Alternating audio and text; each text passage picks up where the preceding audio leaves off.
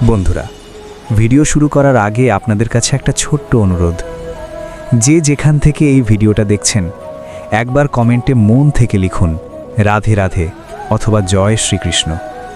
বিশ্বাস করুন, এই নামটা শুধু কমেন্ট না, এটা আমাদের মনের দরজা খুলে দেয়।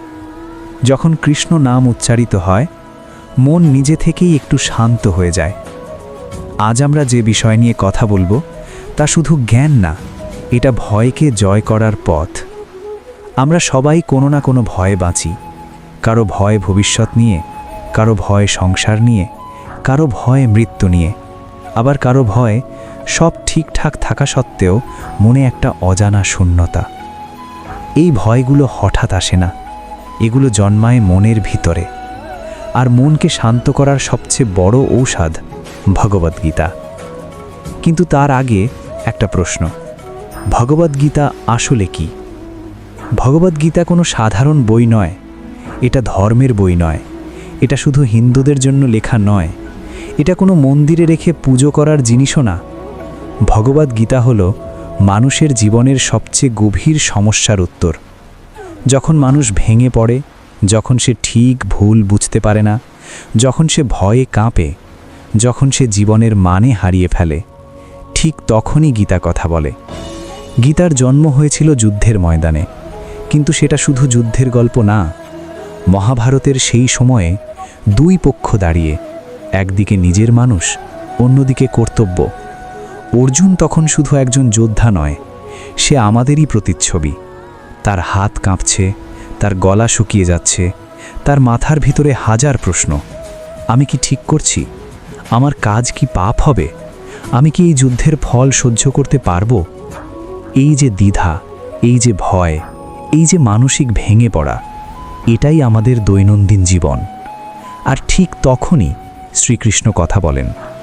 এই কথাগুলো কোনো বক্তৃতা নয়, কোনো উপদেশের লেকচার নয়, এগুলো এমন কথা যা একজন ভেঙে পড়া মানুষকে আস্তে আস্তে শক্ত করে তোলে। এই কথাগুলোই ভগবদ্গীতা। আজও যখন আপনি একা বসে চিন্তায় ডুবে যান, যখন মনে হয় কেউ বুঝছে না, যখন মনে হয় সব কিছু হাতের বাইরে চলে যাচ্ছে, তখন যদি গীতা শোনেন, মন বলে উঠবে, আমি একা নই। এই কারণেই গীতা শোনা উচিত। ভয় দূর করার জন্য, মনের ভার হালকা করার জন্য, নিজেকে আবার নতুন করে গড়ে তোলার জন্য। আজ আমি আপনাদের শোনাব ভগবদ্গীতার এমন 5টি বাণী, যেগুলো যদি মন দিয়ে শোনেন, তাহলে ভয় ধীরে ধীরে আপনার জীবন ছেড়ে চলে যাবে। প্রথম বাণীটা শোনার আগে একটু থামুন, গভীর শ্বাস নিন, আর মনে মনে বলুন, হে কৃষ্ণ, আজ আমাকে বুঝতে দাও। শ্রীকৃষ্ণ বলেন, না জায়তে মৃয়াতে বা কদাচিৎ। এই বাণীর অর্থ খুব গভীর। কৃষ্ণ বলছেন, আত্মার কখনো জন্ম হয় না, আত্মার কখনো মৃত্যু হয় না। শরীর জন্মায়, শরীর মরে, কিন্তু আত্মা চিরন্তন। আমরা যে মৃত্যুকে এত ভয় পাই, সেটা আসলে নিজের শরীরের শেষ হবার ভয়। কিন্তু আপনি যদি নিজেকে শুধু শরীর ভাবেন, তাহলেই ভয় জন্মায়। ভাবুন তো, শৈশবের শরীর আর আজকের শরীর কি এক? না, তবু আপনি তো একই আমি। শরীর বদলায়, কিন্তু যে ভিতরে আছে সে বদলায় না। কৃষ্ণ খুব সহজ করে বোঝান, যেমন মানুষ পুরনো জামা ছেড়ে নতুন জামা পরে, ঠিক তেমনি আত্মা পুরনো শরীর ছেড়ে নতুন শরীর গ্রহণ করে।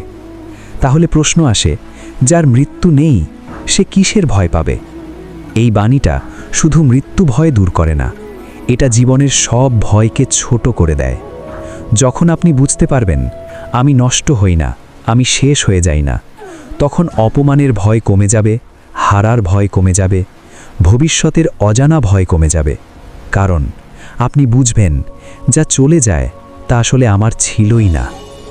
এই উপলব্ধি একদিনে আসে না, কিন্তু প্রতিদিন একটু একটু করে এই কথা মনে করলে মন শক্ত হতে শুরু করে। এই হলো প্রথম বাণীর শক্তি।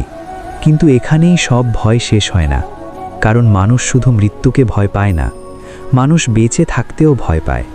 ভয় পায় হারানোর, ভয় পায় ব্যর্থতার, ভয় পায় ভবিষ্যতের, ভয় পায় মানুষের কথার। এই ভয়গুলো আসে কোথা থেকে? শ্রীকৃষ্ণ খুব পরিষ্কার করে বলেন, ভয় আসে আসক্তি থেকে। আমরা যাকে খুব শক্ত করে ধরে রাখি তাকে হারানোর ভয়ই আমাদের সবচেয়ে বেশি। কৃষ্ণ বলেন, মানুষ যখন বারবার কোনো বিষয়ের কথা ভাবে তার সঙ্গে তার মনের বন্ধন তৈরি হয়। এই বন্ধনই আসক্তি।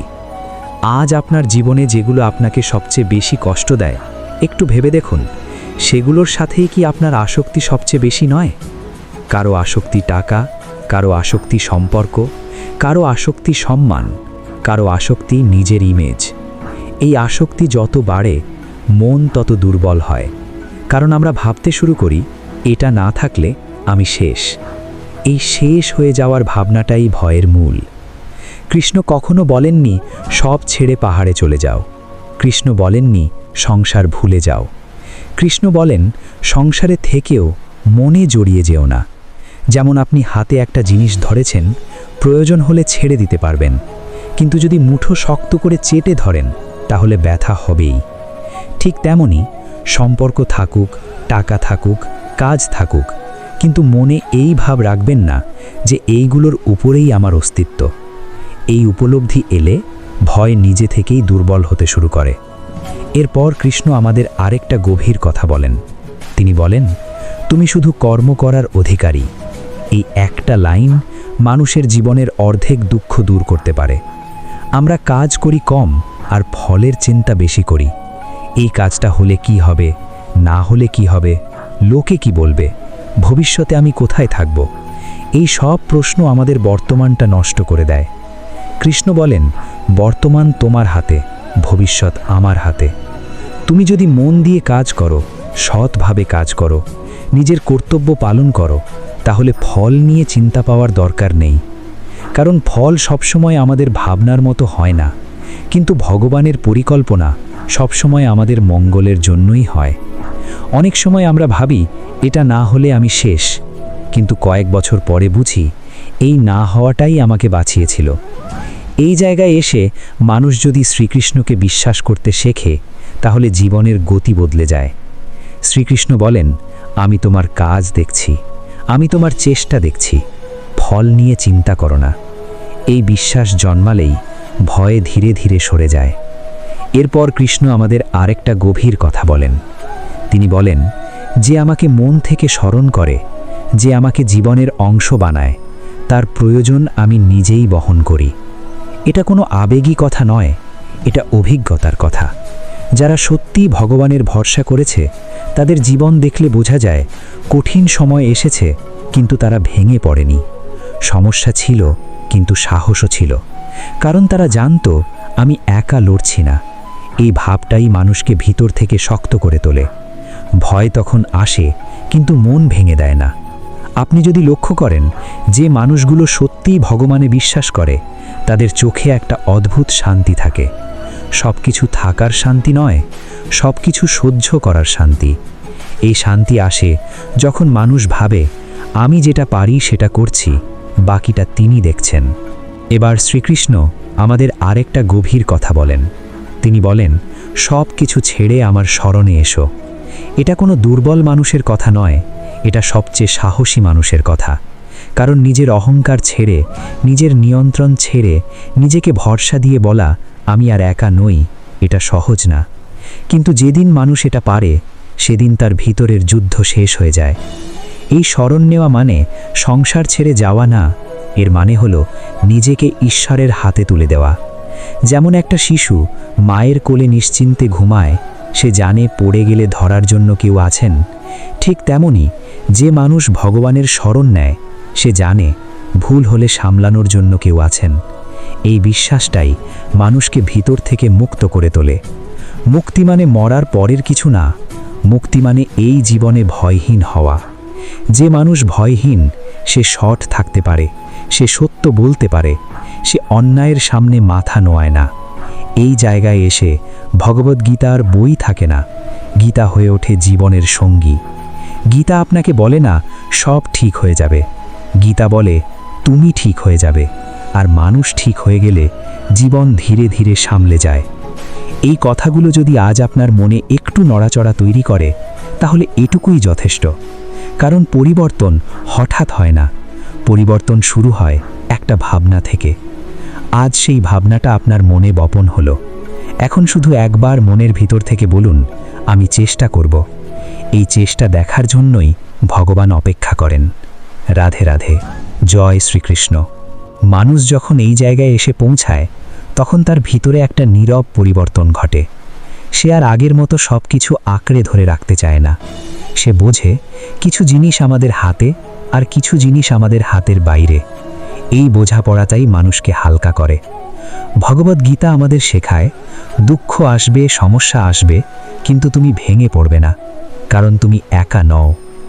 অনেক মানুষ মনে করে ভক্তি মানে দুর্বল হওয়া, কিন্তু আসলে ভক্তি হলো ভয়ের মুখোমুখি দাঁড়ানোর সাহস। যে মানুষ ভগবানের উপর ভরসা করে, সে জানে আমি পড়লেও শেষ হয়ে যাব না। এই বিশ্বাসটাই ভয়কে তার জায়গা থেকে সরিয়ে দেয়। ভয় তখন আর রাজা থাকে না, ভয় হয়ে যায়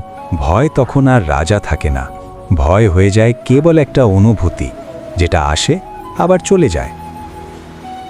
গীতা আমাদের কখনো বলে না চোখ বন্ধ করে সব মেনে নাও।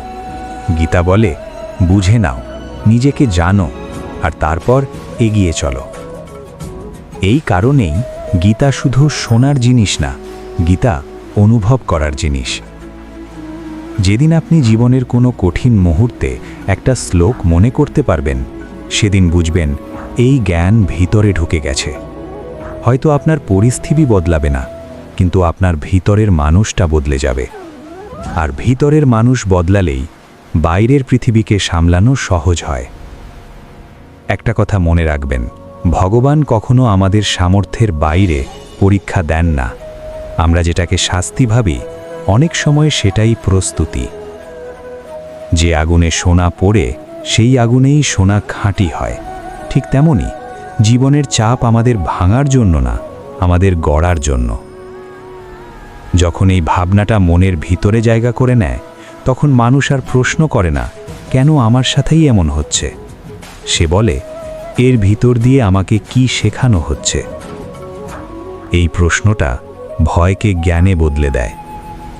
আজ যদি আপনি এই ভিডিওটা শেষ পর্যন্ত শুনে থাকেন, তাহলে বুঝবেন আপনি আর আগের জায়গায় নেই। হয়তো খুব বড় পরিবর্তন হয়নি, কিন্তু একটা ছোট্ট শান্তি মনের ভিতরে নিশ্চয়ই এসেছে। এই শান্তিটাই গীতার আশীর্বাদ। এটা ধরে রাখার জন্য প্রতিদিন বড় কিছু করার দরকার নেই, শুধু এটুকু মনে রাখলেই চলবে, আমি একা নই, আমি পথ হারাইনি, আমাকে দেখা হচ্ছে। এই ভাবনা নিয়ে আজকের দিনটা শেষ করুন। আর যদি মনে হয় এই কথাগুলো আপনার মনের সঙ্গে কথা বলেছে, তাহলে একবার মনের ভিতর থেকে বলুন, রাধে রাধে, জয় শ্রীকৃষ্ণ। এই নামের মধ্যেই আছে ভয় থেকে মুক্তির রাস্তা।